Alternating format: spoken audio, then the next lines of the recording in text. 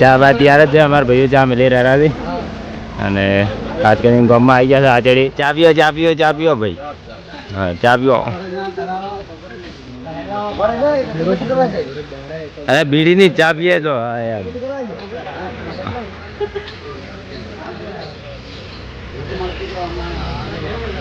તો ભાઈ આચેડી ગામમાંથી થોડાક જ આગળ નીકળો એટલે ને અમારા ગામની કુવાસીઓ આવે છે, અમારા ગામની ભાઈઓ આવે છે જે દર ફેરે અમે અંબાજી એટલે દર ફેરે અમને ચા પાવા પણ આવે છે ને આ ફેરે પણ ચા પાવા આવ્યા હતા. ભાઈ બધાની એનું મૌન રાખીને બધા ઉભા રહ્યા હતા અને બધાની ચા પણ પીધો છે.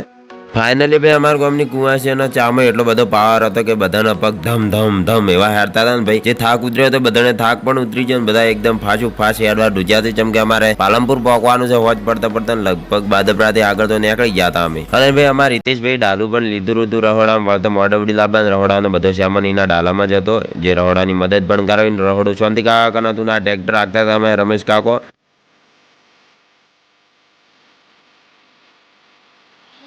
લગભગ 4:30 કે 5 વાગી ગયા હતા અને અમે રાસપુર પહોંચી ગયા હતા. હોય નાનકડો કેમ્પ હતો અંબે માનો જે અમને જબરજસ્તી બધાને રોકાયા હતા. ચા નાસ્તો કરાયો હતો અને પછી ચા નાસ્તો કરીને તો બધા મસ્ત દેશી સ્ટાઇલમાં લટકો લેવા છે ભાઈ. અને ગીત વાગે છે પણ ભાઈ તમને હોભળાઈ નહીં ગયું એના માટે માફ કરજો ને કે કોપીરાઇટ સ્ટ્રાઇક આવી જાય.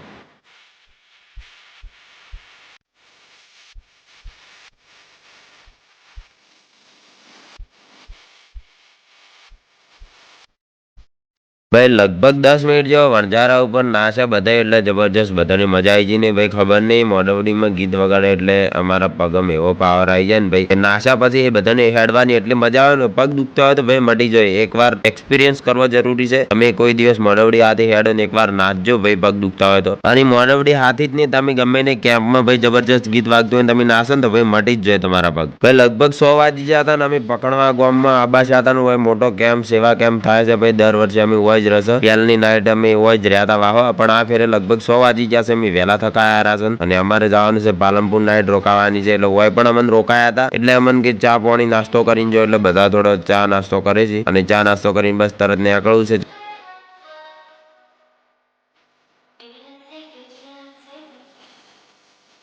તો ભાઈ બધાના પગમાં મસ્ત મજાનો પાવર હતો જેમ કે આજે જ હેડ્યા હતા અમારા ગામમાંથી અમારા ગામથી લગભગ 9 કિલોમીટર કે 100 કિલોમીટર જેવું અંબાજી થાય છે ને લગભગ 7 વાગતા જે અમે આવી ગયા હતા લક્ષ્મીપુરા અને જ્યાં વર્ષ એટલે કે 2024માં અમે લક્ષ્મીપુરા નેહાલમાં રહ્યા હતા પણ આ ફેરે તોડી પાડી છે. નેહાલનો કોઈક સુધારો કરવાનો છે એટલે અને એવો લક્ષ્મીપુરા આવીને તો ભાઈ બધાની મસ્ત મજાની માં અંબા જગદંબાની આરતી કરી નાખી અને આરતી કરીને તો પાછા ફેર રવાના થઈ ગયા હતા જેમ કે અમારે ગાવગા પાલનપુર જવાનું હતું રાત પડી ગઈ હતી એટલે રાતના વહેલા થતા જઈને અમારે પાછો આરામ કરવાનો તો ખાઈને.